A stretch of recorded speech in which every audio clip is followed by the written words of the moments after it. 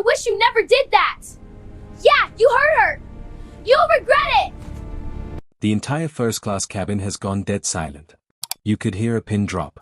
Flight attendant Veronica Hayes stands there, completely frozen, her face turning pale as she stares at the small phone being held up by a 9-year-old girl named Mimi. Mimi's voice is steady, calm, but you can hear the pain underneath as she presses play. And suddenly, Veronica's own voice fills the cabin, dripping with contempt. Those ethnic fabrics probably shed everywhere, primitive jewelry, certain people fly certain cabins, dressed like they're going to some village ceremony. Standing right beside Mimi is her twin sister, Coco. Tears are streaming down her face, but her chin is held high, defiant. These two little girls, dressed in beautiful Ghanaian Ankara with handcrafted beads around their necks, have just exposed something ugly. Something that never should have happened 35,000 feet in the air. A passenger in the back gasps, "Oh my God, she recorded everything." Veronica's face drains of every ounce of color. Her hands start trembling. And then, cutting through the tension like a knife, the captain's voice crackles over the intercom, sharp and commanding, "Flight attendant Hayes, report to the cockpit immediately." But here's the thing, this moment, this confrontation, this reckoning? It didn't start here. To understand how two 9-year-old girls brought a flight attendant's 15-year career crashing down, we need to go back. Back to where this all began, 6 hours earlier, in a home filled with love, pride, and the weight of generations. If you want to see how courage can come in the smallest packages, hit that subscribe button right now, because what you're about to hear will restore your faith in standing up for what's right. Now, let me ask you something before we continue. Have you or someone you love ever been judged because of where you're from or what you wear? Drop your answer in the comments, because this story is about to show you what happens when you refuse to be made small. 6 hours earlier. The sun is barely peeking over the horizon in Accra, Ghana, but inside the Mensah family home, everyone is already wide awake. This isn't just any morning. This is the morning that will change everything. 9-year-old twins Mimi and Coco sit side by side in their grandmother's room, practically vibrating with excitement and nerves. Their grandmother, Nana Akojwa, works with patient, practiced hands, braiding colorful beads into their hair. Each bead isn't just decoration. Each one represents a blessing, a prayer, a hope for their journey ahead. Nana's fingers move with the kind of grace that only comes from decades of tradition, decades of love. Mimi, the bolder of the two, can't sit completely still. Even as her grandmother braids, she's rehearsing under her breath, practicing her English presentation. Youth leadership, she whispers, requires courage, vision, and cultural pride. See, Mimi has been selected for something extraordinary. Out of over 3,000 children across the entire African continent, she's one of only 50 chosen to attend an international children's leadership conference in New York City. 50 children. 3,000 applicants. Let that sink in. Coco, quieter, more observant, sits with her speech notes in her lap, folding and refolding them nervously. Her eyes keep drifting to her suitcase by the door, packed and repacked twice already. Where Mimi burns bright and bold, Coco is the steady flame, always watching, always thinking. Their mother, Dr. Abina Mensah, walks in carrying 2 glasses of fresh mango juice. And listen, this isn't just any mother. Dr. Mensah is a renowned pediatric surgeon, the kind of woman who saves children's lives before breakfast and still makes time to braid her daughter's hair at night. She's brilliant, she's accomplished, and right now, she's trying very hard not to cry. She sits down on the bed between her daughters and takes a deep breath. "I'll join you in 3 days, she tells them, her voice steady but thick with emotion. "I have 2 emergency surgeries I cannot postpone. Children who need me." She cups their faces in her hands. "But you two are ready for this. Your father and I, we prepared you for the world." And there it is. Their father. The ache in the room shifts, deepens. Their father had been a pilot, a man who loved the sky more than anything except his family. He'd always dreamed that his daughters would see the world, would fly with confidence and pride. He'd promised them that one day, they'd travel in first class, seeing the world the way he saw it from the cockpit, full of possibility and wonder. He's gone now. But his dream? His dream is about to come true. The first-class tickets are his final gift, purchased before he died, dated for this exact trip. Dr. Mensah made sure of that. Nana Akojwa finishes the beads and moves to the closet. She pulls out 2 matching outfits that make the girls gasp even though they've seen them a dozen times. Ankara fabric in vibrant Kent patterns, gold, blue, and burgundy threads woven together in geometric beauty. Nana spent 3 months hand-sewing these dresses. 3 months of late nights, tired fingers, and whispered prayers over every stitch. "Come," she says softly, helping them into the outfits. The fabric swishes and shines, bold and unapologetic. The girls look like royalty. They look like history and future wrapped in cloth. But Nana isn't done. From a wooden box carved by her own grandmother, she pulls out 2 necklaces. Krobo beads. Handcrafted, traditional, each one a tiny work of art. But these aren't just any beads. These beads are over 100 years old. They belong to their great-great-grandmother, passed down through 5 generations of women. 5 generations of strength, survival, struggle, and triumph. Nana Akajwa fastens the beads around each girl's neck with trembling hands. She pulls them close, kissing their foreheads, breathing in their scent like she's trying to memorize it. "These beads," she whispers, "hold the strength of every woman who wore them before you. Your great-great-grandmother wore them when she fought for her village's freedom. Your great-grandmother wore them when she became the first woman in our family to read. Your grandmother wore them when she buried her husband and raised 5 children alone." Her voice cracks. "Never forget who you are. Never let anyone make you small." The girls nod solemnly, their small hands touching the beads like they're touching history itself. Because they are. Hours later, Kotoka International Airport is buzzing with the usual chaos of international travel. Announcements in multiple languages, families saying tearful goodbyes, business people rushing with rolling suitcases and coffee cups. But Mimi and Coco navigate it all with surprising confidence. This isn't their first flight. Their father made sure of that. He'd taken them up in smaller planes, taught them about check-in procedures, security protocols, how to read boarding passes. Dr. Mensah continued that education. These girls know exactly what they're doing. At the check-in counter, they hand over their passports and paperwork with practiced ease. The agent smiles warmly at their Ankara dresses. Beautiful outfits, young ladies. Traveling for something special? Leadership conference in New York, Mimi announces proudly. "We were selected from over 3,000 applicants." The agent's eyes widen with genuine admiration. Representing Ghana well. Safe travels. At the gate, they draw smiles and nods from other Ghanaian passengers. An elderly man in traditional Kent cloth stops, places his hand over his heart, and bows slightly. "Representing Ghana well, my daughters," he says with deep approval. Coco beams. Mimi stands a little taller. When boarding is called, they walk down the jetway with matching backpacks decorated with Ghana's flag. Their steps are confident, excited. They find their seats, 2A and 2B, right up front in first class, and for a moment, they just stare. Leather seats that look like they cost more than some cars. Personal entertainment screens. Extra legroom. Little compartments for everything. Coco immediately pulls out her phone and starts photographing everything. The seats. The windows. The overhead bins. When a flight attendant brings them orange juice and actual champagne flutes, she photographs that too, giggling. Mimi pulls out her tablet and immediately opens her conference speech. Youth Leadership in Preserving Cultural Heritage. She reads it for probably the 100th time, her lips moving silently, practicing the pronunciation of every word. Coco pulls out her journal and starts sketching. The airplane. The seat. And then, with careful detail, her grandmother's face, those wise eyes, those gentle hands. They're ready. They're prepared. They're exactly where they're supposed to be. And then Veronica Hayes enters the cabin. Veronica is 38 years old with 15 years of experience as a flight attendant. Her blonde hair is pulled back in a severe, perfect bun. Her makeup is flawless. Her designer scarf is knotted with the kind of precision that suggests she practices in the mirror. She's the lead first-class attendant, and she takes that role very seriously. She prides herself on maintaining what she calls standards. She moves through the cabin greeting passengers with practiced warmth that comes from years of customer service training. "Mr. Richardson, wonderful to see you again," she coos at a businessman in row 1.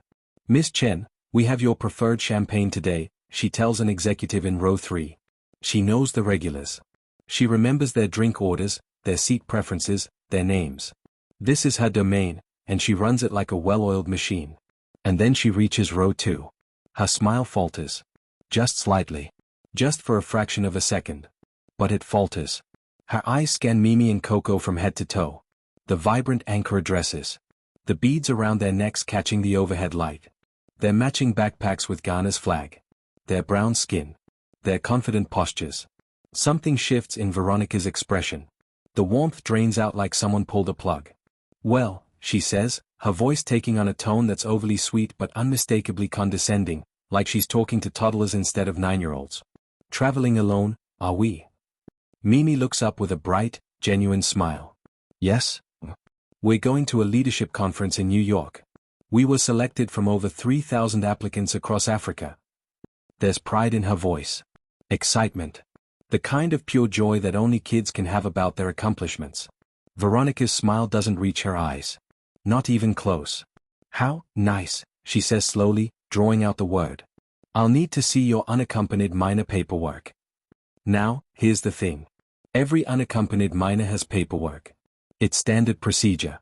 But there's a way to ask for it professionally, and then there's the way Veronica just asked for it, like she's expecting them not to have it, like she's looking for a reason to question their presence. Coco, ever organized, quietly reaches into the seat pocket and pulls out their travel folder. It's color-coded with tabs. Everything is laminated and organized. Their mother is a surgeon. Organization runs in the family. Our mother already submitted everything at check-in, Coco says softly, handing over the folder. Veronica takes it and flips through it with barely concealed dismissiveness. Her eyes barely scan the pages. She's not actually reading. She's just going through motions, and not even bothering to hide it well. Fine, she says curtly, handing it back. And then, as she turns to leave, she pauses. Her eyes land on the beads around their necks again. She gestures vaguely, her nose wrinkling slightly. Try not to touch the leather seats with those accessories, she says, the word accessories dripping with disdain. The oil can stain. The cabin goes a little quieter. A few nearby passengers glance over. The girls exchange a look. Mimi's hand unconsciously goes to her beads, those 100-year-old Krobo beads that have never stained anything in 5 generations. Coco's eyes drop to her lap. They don't say anything. They've been raised too well, taught too much respect. But something has shifted. Something has cracked. And Veronica walks away, completely unaware that she's just lit a fuse she won't be able to put out. If you're already feeling the tension building, hit that subscribe button because this story is about to take you on a ride you won't forget. We're just getting started. Let me ask you this. Have you ever been in a situation where someone judged you before even knowing you? Where someone made assumptions based on how you looked or where you came from? Drop your story in the comments, because what happens next is going to show you exactly why speaking up matters. The outline below, then make it very engaging. Here's the outline details. 1:03 p.m. As the plane levels off at cruising altitude and other passengers settle into their routines, pulling out laptops and magazines, Veronica's treatment of Mimi and Coco doesn't stop. In fact, it gets worse. But here's the insidious part. It remains just subtle enough that she can maintain what's called plausible deniability. Just small enough that if anyone called her out, she could claim innocence, claim misunderstanding, claim she was just doing her job. But the girls notice. Oh, they notice everything. About 20 minutes into the flight, Mimi presses her call button. She's thirsty, and the orange juice from earlier is long gone. When Veronica appears, Mimi asks politely, "May I have some apple juice, please?" It's a simple request. The kind flight attendants handle hundreds of times a day. But Veronica's response? Veronica says loudly, loud enough that multiple passengers turn their heads, "We only have certain beverages in first class, sweetheart. Are you sure you wouldn't be more comfortable in economy? They have more, kid-friendly options." Let that sink in. She's suggesting that a child with a first-class ticket should move to economy. 4 apple juice. A businessman in row 3 looks up from his laptop, frowning. You can see the confusion on his face. Apple juice isn't exotic. It's not some premium beverage. It's literally just apple juice. Mimi, her voice still polite but quieter now, says, "Apple juice is fine. If you have it." Veronica's smile is tight. "I'll see what I can find." She says it like she's doing them some enormous favor. A few minutes later, Coco tries to adjust her seat. She's small for her age, and the leg rest isn't quite at the right angle. She reaches for the controls on the armrest, those same controls that every first-class passenger uses dozens of times per flight. Veronica rushes over like Coco just tried to open the emergency exit. "Careful," she practically shouts.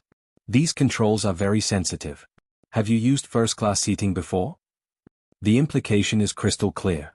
The implication is, you don't belong here, do you? You don't know how these things work, do you? Mimi's voice cuts through, steady and calm. "Yes? Our father was a pilot. We've flown first class many times." Veronica's eyebrow arches. She latches onto one word. Was? Yes? He passed away last year. I'm so sorry, Veronica says. But listen to me when I tell you this, there is absolutely no warmth in her sympathy. None. It's the kind of condolence you give when you're checking a box, when you're saying the words you're supposed to say without actually feeling them. Coco's hand tightens around her armrest. Mimi stares straight ahead. Then comes meal service. Veronica moves through the first-class cabin with a rolling cart, presenting leather-bound menus to every single passenger. Mr. Richardson, we have the pan-seared salmon or the herb-crusted chicken today. Miss Chen, our sommelier recommended a pairing with the beef. She hands menus to row 1. Row 3. Row 4. Row 5. She completely skips row 2. She just rolls right past Mimi and Coco like they're invisible. Mimi waits a moment, thinking maybe Veronica just forgot, maybe she'll come back. But Veronica doesn't come back. She's already 3 rows behind them, still handing out menus. Mimi clears her throat. Excuse me, May we see the menu, please? Veronica turns, and there's this flash of irritation across her face before she plasters on that fake smile again. Oh, I assumed you'd want the children's meal. It's chicken nuggets. She assumed. She didn't ask. She just assumed. Mimi's voice is firmer now. Would like to see the menu, please. For just a second, Veronica's professional mask slips. Her jaw tightens. Her eyes narrow. And then she walks back to their row and slaps down 2 menus with barely concealed irritation. The sound of the menus hitting their tray tables is sharp enough that passengers nearby look over. Coco flinches. Mimi doesn't. This is death by 1,000 cuts. This is discrimination that comes with a smile and a condescending sweetheart. This is the kind of treatment that makes you question yourself, makes you wonder if maybe you're being too sensitive, maybe you're imagining things, maybe it's not really that bad. Except it is that bad. And it's about to get worse. About an hour into the flight, Coco needs to use the restroom. It's a basic human need. She stands up, smoothing down her Ankara dress, and as she does, her Krobo beads catch the overhead light beautifully. They shimmer, gold and blue and burgundy, each one a tiny piece of art, a tiny piece of history. An African-American woman in her 60s sitting in row 4 notices.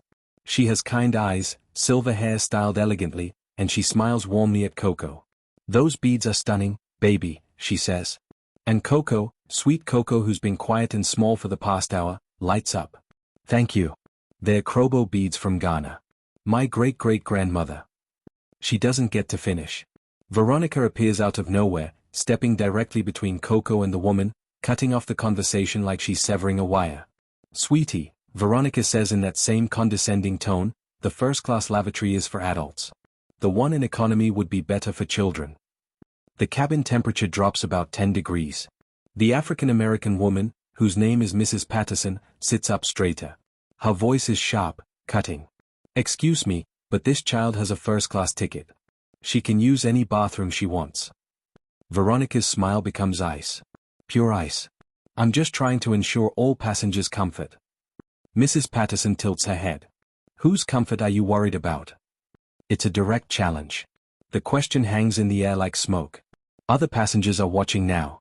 The businessman from row 3. An Indian couple in row 5. A Japanese businessman across the aisle.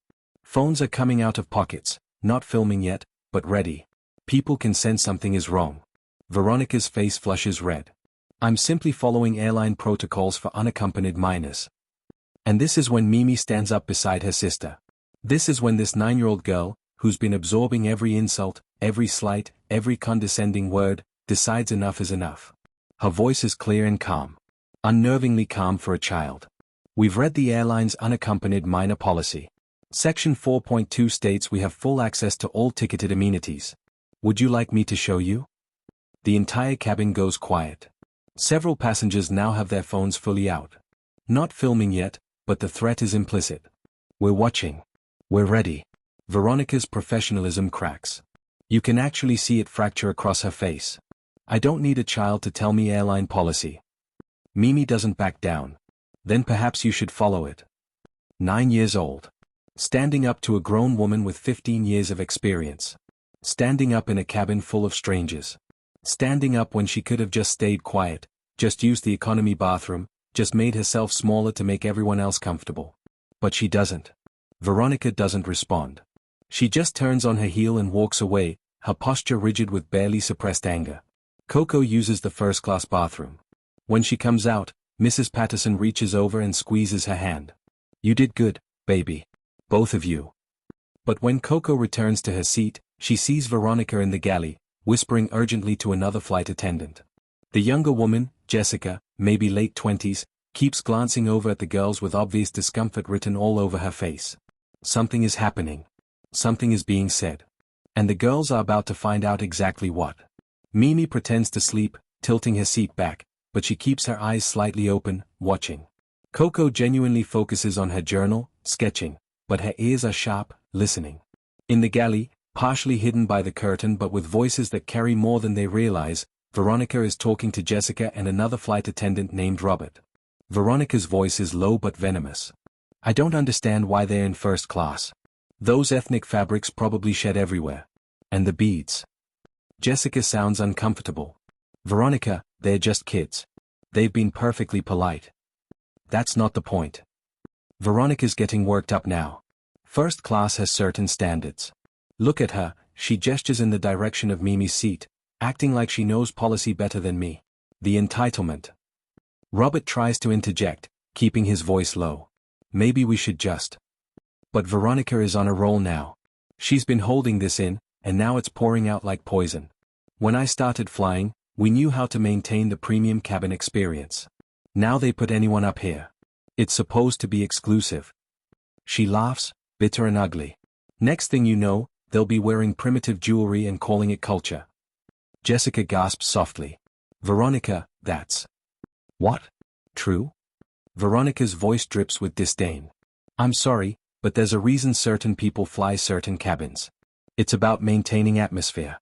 Look at them, dressed like they're going to some village ceremony. This is an international flight, not a cultural festival. Primitive jewelry. Village ceremony. Certain people. Certain cabins." Each word lands like a slap. Each word reveals exactly what Veronica thinks, what she's been thinking this entire time. Here's what Veronica doesn't know. Here's the critical detail she completely missed because she was so wrapped up in her own bigotry, so confident in her authority. Mimi activated her phone's voice recorder the moment Veronica started whispering in the galley. The phone is sitting in the seat pocket right now, recording every single word. In her seat, Coco's hand trembles as she draws. A tear drops onto her journal page, smudging the ink, blurring the sketch of her grandmother's face. Those beads around her neck? The ones Veronica called primitive jewelry? Those beads have survived slavery, colonization, independence movements, and 5 generations of remarkable women. Those beads have more history, more value, more meaning than Veronica could comprehend in a lifetime. That ethnic fabric she complained about? Nana Akojwa spent 3 months hand-sewing those dresses, pouring love into every stitch. That village ceremony she mocked? That's their heritage. Their culture. Their identity. The very thing Mimi is flying to New York to speak about at an international conference. Mimi reaches over and squeezes Coco's hand 3 times. It's their secret signal, the one they've had since they were tiny. 3 squeezes means, "I'm here. We're together. We're strong." Coco squeezes back 3 times. The recording is still running. After Veronica finally stops talking and the flight attendants disperse, Mimi slips on her headphones. To anyone watching, she looks like she's just listening to music or watching a movie. But she's not. She opens her tablet and pulls up the recording app. She syncs her phone. And then she plays it back, listening through her headphones to Veronica's words. Primitive jewelry. Village ceremony. Certain people fly certain cabins. Her young face hardens with each phrase. This isn't just about them anymore. This is about every child who's ever been made to feel less than. Every person who's been judged for their culture, their clothing, their heritage. She looks over at Coco. Her sister's eyes are red but dry now. The tears have stopped. Something has shifted. They have a silent conversation, the kind only twins can have. Entire paragraphs communicated with just looks, just the tilt of a head, just the set of a jaw. Coco reaches into her backpack and pulls out an envelope. Their mother's goodbye letter. She opens it carefully and reads a passage she's already memorized. "My daughters, the world will not always be kind to you because of who you are and where you come from. Some will try to make you small. But remember, you come from queens, from warriors, from healers and builders. When someone tries to diminish you, You have two choices, shrink, or stand taller. I know which one you'll choose. Mimi whispers so quietly only Coco can hear. Nana said the beads carry the strength of every woman before us. Coco nods, touching her necklace. Then we have a lot of strength. What do we do? And here's where Coco, the quiet twin, the observer, the one who's been drawing and listening and processing everything, surprises her sister. We use our voices, she says firmly. Like they taught us at school.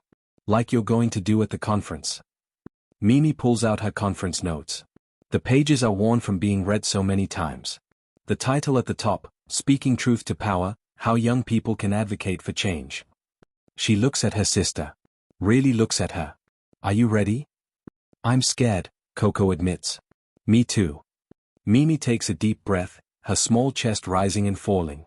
But Dad used to say fear and courage feel exactly the same. The difference is what you do with it. Their father. The pilot who taught them to love flying, who showed them the world from above, who believed they could do anything. He's not here, but his words are. His lessons are. His courage is. Mimi reaches up. She presses the call button. The chime echoes through the first-class cabin. And in the galley, Veronica looks up, irritation flashing across her face once again. She has no idea what's about to happen. No idea that these two 9-year-old girls are about to change her life forever. No idea that the next 15 minutes will end her 15-year career. No idea at all. If this story is gripping you, if you can feel the tension building, hit that subscribe button right now because what happens next is going to leave you speechless. These girls are about to teach a masterclass in courage. Here's my question for you. If you were sitting in that cabin and witnessed everything that just happened, would you have spoken up? Or would you have stayed silent, hoping someone else would handle it? Be honest in the comments, because bravery isn't always easy, and these girls are about to show us exactly what it looks like. The call button chimes through the first-class cabin, and for a moment, time seems to slow down. Jessica, the younger flight attendant who's been watching this entire situation unfold with growing discomfort, responds. And you can actually see the relief wash over her face when she realizes it's not Veronica who has to answer. She approaches the girls with cautious concern. Yes, ladies? What can I get you?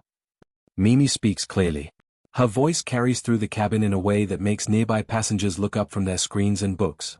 Would like to speak with the lead flight attendant, please. Jessica's expression shifts. Is something wrong? We need to file a formal complaint. Those 5 words land like a bomb.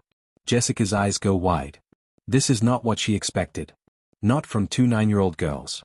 Not from anyone, really. Passengers are now openly watching. The businessman in row 3 closes his laptop. The Indian couple in row 5 exchange glances. Mrs. Patterson in row 4 carefully sets down her book, giving the girls her full attention. Jessica swallows hard. Let me get Veronica. You can hear the reluctance in her voice. She knows what's coming. She heard everything Veronica said in the galley. She said nothing then, but she heard it all. Moments later, Veronica appears, and her professional mask is firmly back in place. Whatever irritation she was feeling is buried under layers of practiced customer service composure. She's been doing this for 15 years. She's handled difficult passengers before. She's got this under control. Or so she thinks. Yes, girls? Is there a problem? Mimi stands up. Now, understand something. Mimi is 9 years old. She's maybe 4 feet tall in her shoes. She probably weighs 70 pounds soaking wet. But in this moment, standing in the aisle of this first-class cabin in her gold and blue Ankara dress with her great-great-grandmother's beads around her neck, she somehow commands the entire space. Yes, she says, her voice steady and clear. Would like to discuss your treatment of us during this flight. Veronica's laugh is dismissive, condescending. It's the kind of laugh that says, "Oh, you sweet, confused child. I'm sorry you feel that way, but I've been nothing but professional. You've made multiple inappropriate comments about our clothing and jewelry," Mimi continues, not backing down, not softening her tone. "You've questioned our right to be in first class. You've treated us differently than every other passenger." Veronica's smile tightens. "That's ridiculous. I treat all unaccompanied minors with extra care." And this is when Coco stands up too. Quiet Coco. Observer Coco. The twin who draws and listens and processes everything. She finds her voice, and it's stronger than anyone expected. "You told another passenger our beads might stain the seats," she says, her words measured and deliberate. These beads are over 100 years old and have never stained anything. You implied we don't belong in first class. Veronica's eyes narrow. The professional mask is starting to crack around the edges. Young lady, I think you're misunderstanding. We're not misunderstanding anything, Mimi interrupts. Her voice cuts clean through Veronica's attempted deflection. And we can prove it. She holds up her phone. The entire cabin goes completely silent. You could hear a heartbeat. You could hear breathing. The hum of the engine seems to fade into nothing because every single person in first class is holding their breath, waiting to see what happens next. Veronica's face goes white. Not pale. White. The color drains so fast it's like watching someone pull a plug. You. Her voice comes out strangled. You recorded me? Mimi's response is calm, measured, and clearly rehearsed. You can tell she's been thinking about this moment, preparing for it. I recorded a conversation you had in a public space on an aircraft. According to international aviation law and the airline's own policies, passengers have the right to document their experiences for safety and complaint purposes. A businessman in row 1 mutters under his breath, "Holy shit." Mimi continues, and with each word, she sounds less like a 9-year-old child and more like a lawyer presenting evidence. Would you like to hear what you said about our ethnic fabrics and primitive jewelry? About how certain people fly certain cabins. Mrs. Patterson stands up from row 4. This 60-something African-American woman with kind eyes and silver hair stands up with the bearing of someone who has seen discrimination before, who has fought it before, and who is not about to let it slide now. I would like to hear it, she says, her voice like steel wrapped in silk. Other passengers murmur agreement. Heads are nodding. People are leaning forward in their seats. Veronica holds up her hand, and her voice is shaking now. The composure is gone. The professionalism is crumbling. That's not, I never, you're taking things out of context. Mimi looks at her with an expression that is simultaneously young and ancient. Then let's listen and get the context. She presses play. And Veronica's voice fills the first-class cabin, crystal clear, damning, undeniable. I don't understand why they're in first class. Those ethnic fabrics probably shed everywhere. And the beads. You can hear Jessica's uncomfortable voice. Veronica, they're just kids. They've been perfectly polite. But Veronica keeps going. That's not the point. First class has certain standards. Look at her, acting like she knows policy better than me. The entitlement. Then comes the worst of it. The part that makes passengers gasp, makes them put hands over their mouths, makes them shake their heads in disgust. When I started flying, we knew how to maintain the premium cabin experience. Now they put anyone up here. It's supposed to be exclusive. Next thing you know, they'll be wearing primitive jewelry and calling it culture. Primitive jewelry. The words hang in the air like smoke, like poison. The recording continues. I'm sorry, but there's a reason certain people fly certain cabins. It's about maintaining atmosphere. Look at them, dressed like they're going to some village ceremony. This is an international flight, not a cultural festival. With each word that plays, Veronica seems to physically shrink. Her shoulders curve inward. Her head drops. Jessica, standing behind her, has tears streaming down her face. Robert has completely disappeared into the back galley. When the recording ends, the silence is deafening. And then the cabin erupts. The white businessman in row 3 speaks first, his voice shaking with anger. That's absolutely disgusting. Mrs. Patterson's voice cuts through like a judge delivering a verdict. I want her badge number. I want the captain informed immediately. Other passengers start chiming in, their voices overlapping. Unacceptable. I'm writing to the airline. Those poor babies. She should be fired. I'm recording this too. This is discrimination, plain and simple. A woman across the aisle is crying.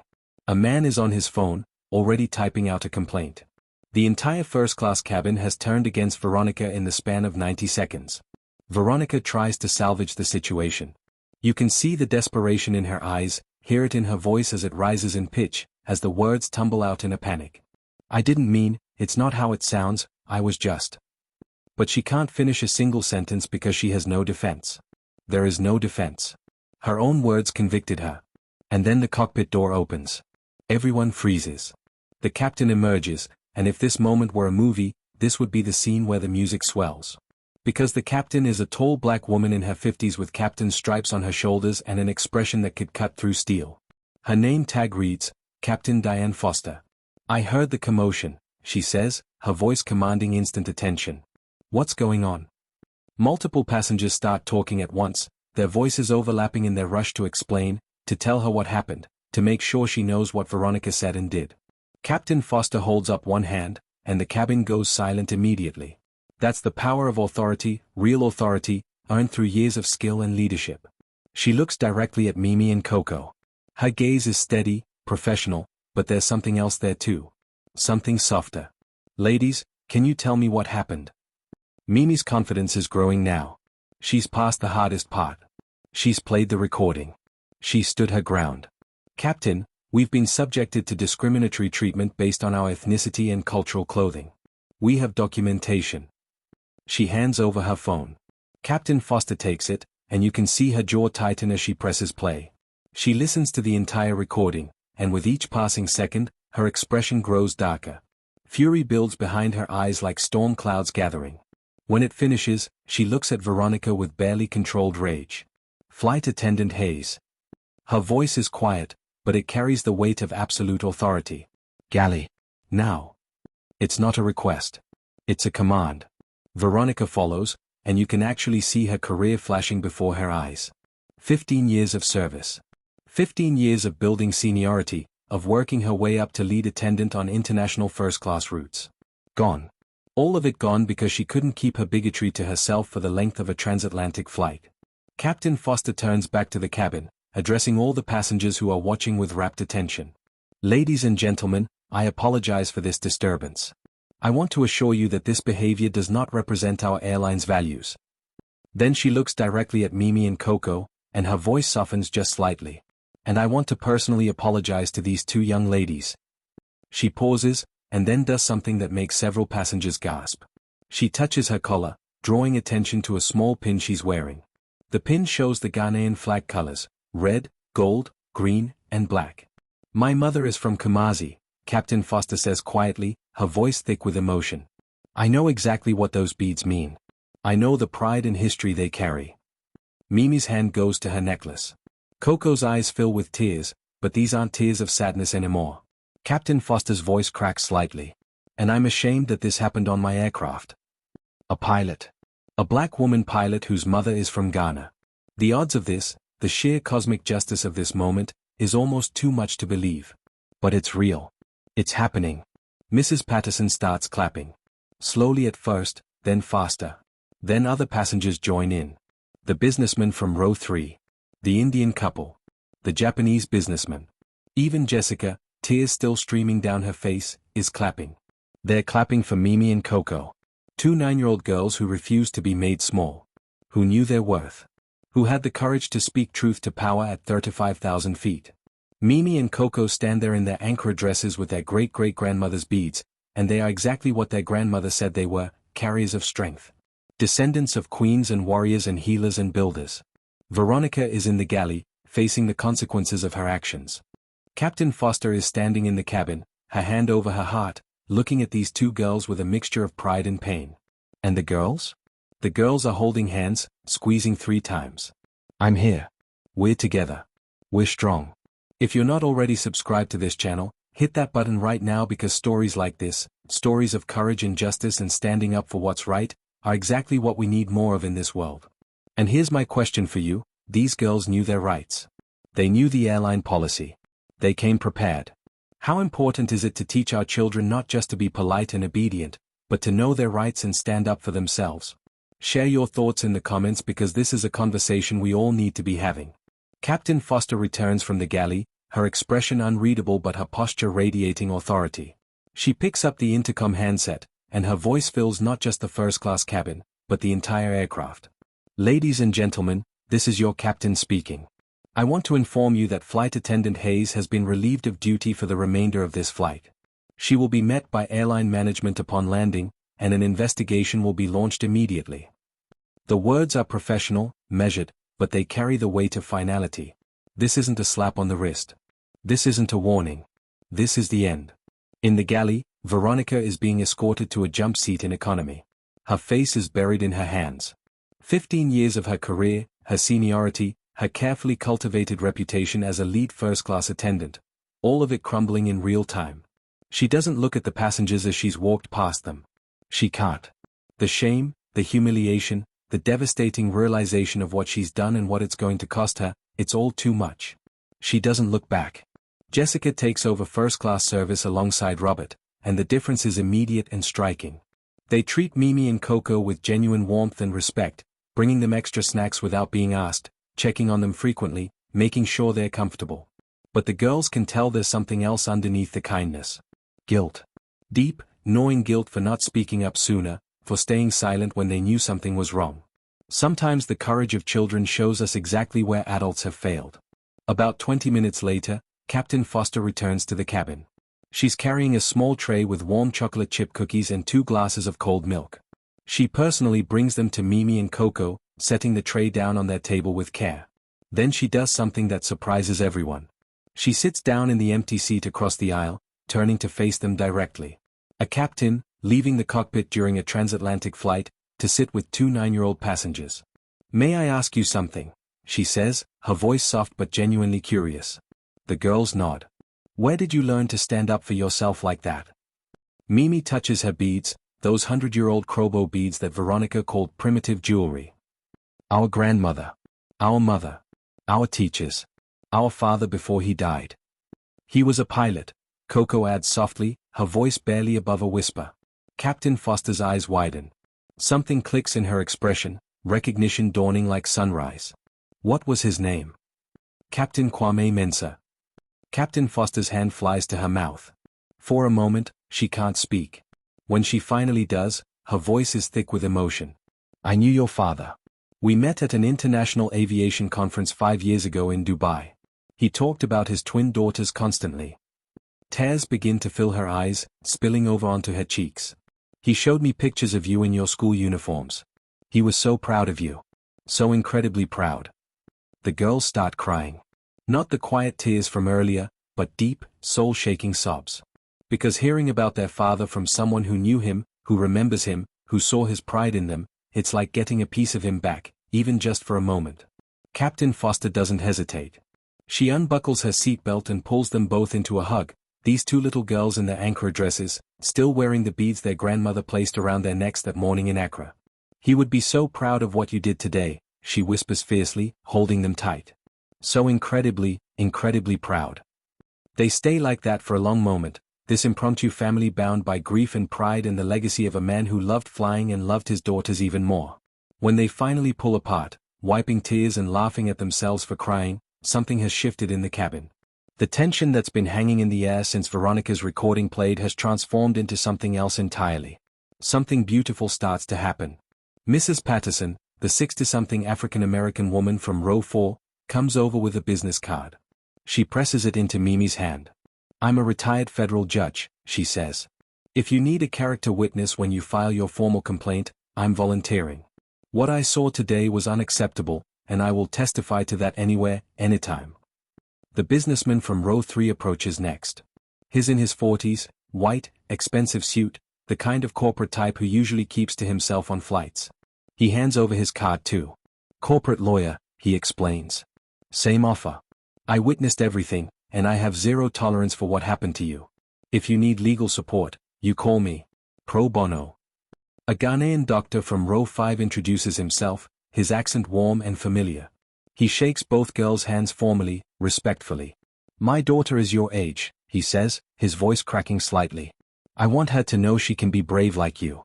Thank you for showing her, showing all of us, what courage looks like." An Indian woman shares her own story of being discriminated against on a flight to Mumbai, how she stayed silent and regretted it for years. "You did what I couldn't," she tells them. "You're an inspiration." A Japanese businessman bows deeply, respectfully. He doesn't speak much English, but he manages, "Very brave. Very good." A Brazilian family asks if they can take a photo with the girls. Then another passenger asks. And another.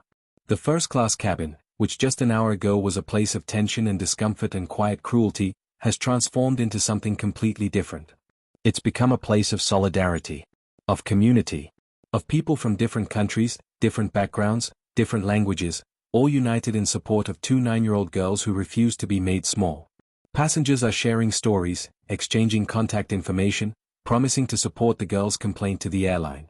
Business cards are being passed around. Email addresses are being typed into phones. A WhatsApp group is created right there at 35,000 feet. And then Jessica approaches. She's been working the cabin nervously for the past hour, and you can see she's been building up the courage for this. She kneels down beside their seats, her eyes red from crying. "I'm so sorry I didn't speak up right away," she says, her voice shaking. "I heard what Veronica was saying in the galley. I knew it was wrong. But I was scared of losing my job, scared of making waves, scared of retaliation." She takes a shaky breath. "But that's no excuse.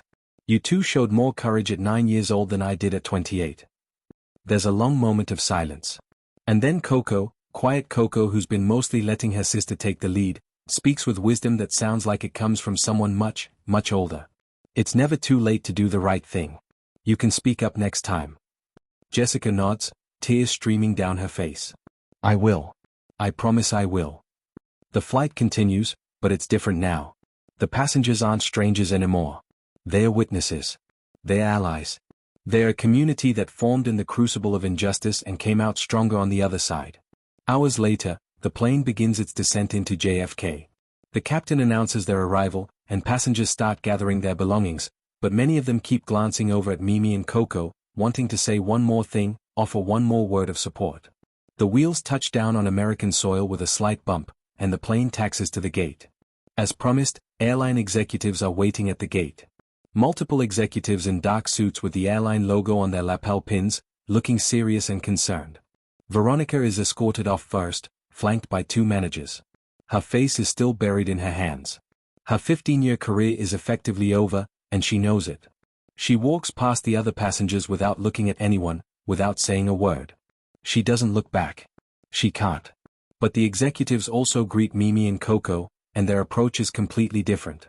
They are apologetic, almost desperate in their professionalism. "We are profoundly sorry for what you experienced," the senior executive says, crouching down to be at eye level with the girls. "We've already begun a full investigation. We want to offer you compensation, lifetime upgrade privileges, complimentary tickets for your mother." Mimi holds up her hand, politely but firmly cutting him off. "We don't need compensation," she says clearly. "We just want to make sure this doesn't happen to other children. That's all." The executives exchange glances. They're not used to people turning down free flights and upgrades. Then something remarkable happens. The airline CEO himself, who rushed to the airport the moment he heard what happened mid-flight, steps forward. He's an older man, gray-haired, usually untouchable, usually surrounded by layers of assistants and handlers. But he came personally for this. He nods solemnly at Mimi's words. "We'll implement new training. Mandatory for all staff. And your recording." He pauses, looking at both girls. "With your permission, we'd like to use it to teach our entire workforce what discrimination looks like and why it's unacceptable. Would that be all right?" The girls look at each other, having one of their silent twin conversations. Then Mimi nods. "Yes. If it helps other people, yes." Captain Foster appears, having changed out of her uniform and into civilian clothes. She insists on walking them through customs personally, carrying their bags like she's their aunt or guardian, making sure they get through smoothly. At the arrival gate, their aunt is waiting. She's been in contact with their mother back in Ghana, who's heard everything. The aunt is crying before she even reaches them, pulling them into a fierce hug. But there's also a surprise. A news crew. Cameras. Reporters. The story has already started going viral. One of the passengers posted about it on social media during the flight, and it exploded. #Ghanaian girls is trending. #primitive jewelry is being reclaimed. The video has been shared thousands of times in just a few hours since the plane landed. The girls are bewildered by the attention, but they handle it with the same grace they've shown throughout this entire ordeal. They answer questions politely. They show their beads to the cameras. They talk about their grandmother, their culture, their conference. And through it all, Captain Foster stands beside them like a guardian, making sure the press doesn't overwhelm them, making sure they're okay. 1 week later. The International Children's Leadership Conference is in full swing at a massive convention center in Manhattan. Children from 50 countries fill the auditorium, all selected from thousands of applicants, all here to speak about leadership, change, and making the world better. Mimi stands at the podium. Coco stands beside her. They are wearing their Ankara dresses, the same ones Nana Akojwa spent 3 months sewing. They're wearing their great-great-grandmother's beads, the same ones Veronica called primitive jewelry. But now? Now those beads have been seen by millions. Now those dresses are symbols of courage. Now these girls are not just conference speakers, they're activists, advocates, proof that age is no barrier to standing up for what's right. Mimi's voice rings out clear and strong through the auditorium. When we prepared for this trip, she begins, we didn't know we'd have to use our voices before we even arrived. But our grandmother told us these beads carry the strength of every woman who wore them before us. And when someone tried to make us ashamed of who we are, we remembered that strength. Coco steps forward, her quiet voice somehow filling the enormous space. We learned that standing up for yourself isn't about being fearless. It's about being afraid and doing it anyway. It's about knowing your worth even when others don't see it. The audience is completely silent, hanging on every word. Mimi continues, our father used to tell us that fear and courage feel exactly the same. The difference is what you do with it. So when you face injustice, when someone tries to diminish you because of your culture, your appearance, your background, you have a choice. You can shrink, or you can stand taller. We chose to stand taller, Coco adds softly. And we hope you will too. The applause starts slowly, then builds into a thunderous standing ovation. Children from 50 countries, representing every continent, are on their feet cheering for two 9-year-old girls from Ghana who refuse to be made small. The camera pulls back, showing the massive audience, the international flags hanging from the ceiling, the diversity of faces all united in this moment. And then the screen fades to show text. Veronica Hayes was terminated from her position. The airline implemented mandatory bias training for all staff across their global operations. Mimi and Coco's speech went viral with over 50 million views across multiple platforms. They continue to speak about cultural pride and standing against discrimination at schools, conferences, and community events worldwide. The airline donated $100,000 to organizations fighting discrimination in the travel industry in the girls' names. Their mother, Dr. Abina Mensah, framed the business cards given to them by fellow passengers and hung them in the girls' room as reminders of the community that stood with them. The final shot shows Mimi and Coco backstage after their speech, touching their beads together and smiling, not the nervous smiles from the beginning of their journey, but confident, proud smiles of young women who know exactly who they are and what they are worth. Their beads click together softly, carrying the strength of 5 generations of women who wore them before, and now carrying the story of 2 girls who showed the world what courage looks like.